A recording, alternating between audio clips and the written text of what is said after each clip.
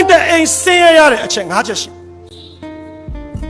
ကျွန်တော်တို့အိမ်ကြီးဟောဒီထဲမှာရှိတဲ့စာချစ်သူတွေရဲ့အိမ်ဆင်းရဲနေတယ်ဆိုရင်ကျွန်တော်ပြောတဲ့၅ချက်ထဲကအချက်တော်တော်များများညှိနေတအားဆင်းရဲတယ်တစ်ချက်နဲ့ချက်ဆိုနည်းနည်းဆင်းရဲတစ်ဘယ်လိုအိမ်တွေဆင်းရဲတယ်လဲဆိုရင်ဟောဒီအိမ်ကိုခေါင်းဆောင်လုပ်နေတဲ့အဖေနဲ့အမေရဲ့စီမံခန့်ခွဲမှုညံ့ဖြစ်ရင်လည်းအိမ်ဆင်းရဲတယ်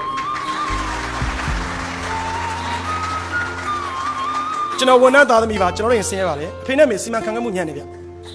ဖေကအရက်ကလေးတများများနဲ့အမေကလည်းလေအိမ်တောင်ပြိုစဖို့ကရှောက်ချက်တာအမေကလည်းမလောက်ဘူးအမေနဲ့အဖေစီမံခန့်ခွဲမှုညံ့ဖြစ်တော့ကျွန်တော်ဆင်းရဲခဲ့ကြတယ်တစ်အိမ်ရဲ့အဖေနဲ့အမေအိမ်ရဲ့ခေါင်းဆောင်အိမ်ရဲ့ဦးစီးအဖေနဲ့အမေစီမံခန့်ခွဲမှုညံ့ဖြစ်ရင်ဆင်းရဲတယ်လို့နှစ်မောင်နှမချင်းချင်းရံဖြစ်နေတဲ့အိမ်လည်းဆင်းရဲတယ်တိုင်းပြည်လို့ပြောရင်ပြည်တွင်းစစ်ဖြစ်နေဆင်းရဲတယ်ပေါ့ဗျာသုံးအိမ်တိုင်ဆင်းရတဲ့အကြောင်းရင်းဟာအိမ်မှာရှိတဲ့မိသားစုဝင်တွေဟာသူတို့ကိုယ်တိုင်အိမ်တွင်သခိုးတွေဖြစ်နေရင်လည်းဆင်းရဲတယ်ဗျ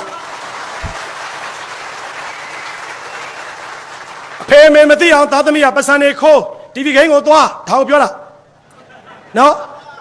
အဖေကလည်းအမေမသိအောင်ပတ်စံနေ KTV ကိုသွားကာလာအိုကေသွားအမေကလည်းအဖေမသိအောင်ပတ်စံနေနှလုံးနေထိုးသုံးလုံးနေထိုးအိမ်တွင်သခိုးတွေများတော့ဆင်းရဲတာပေါ့စဉ်းစားကြည့်ပါတိုင်းပြည်လို့ပြောရင်တော့လက်ပေးလက်ယူမှုတွေမတော်မတရားလုပ်မှုတွေများရင်လည်းဆင်းရဲတယ်နောက်တစ်ချက်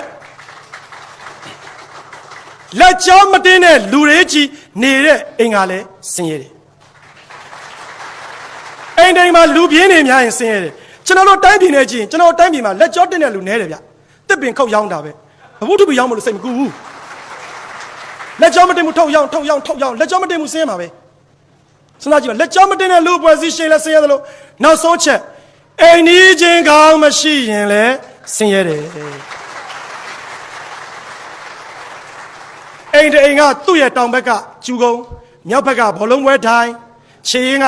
နှလုံးသုံးလုံးထိုင်ခေါင်းရင်းအိမ်ကကာလာအိုကေအဲ့ဒီဆင်းရဲပြီသားမတ်တော့ဒါကိုဆိုလိုတာအိမ်ကြီးချင်းကောင်းရှိမှလည်းချမ်းသာတာဒီတော့မကြောက်ဖို့ဆိုရင်တစ်ကျွန်တော်တို့လူမျိုးတွေပညာတတ်အောင်တင်ညာနှစ်ဇာတိတကောင်းအောင်နေသုံးစီမံခန့်ခွဲမှုတွေကောင်းအောင်လုပ်ကြဟဲ့အိမ်ဒီမှာအိမ်တွင်သခိုးတွေနဲအောင်ငါတို့စ조사ကြမပြင်းကြနဲ့မောင်နှမတွေရမဖြစ်ကြနဲ့အိမ်ကြီးချင်းကောင်းတွေကိုရှာဖွေပြီးတော့ပေါင်းကြလို့အဲ့ဒီလိုအတိတ်ပဲလေရတယ်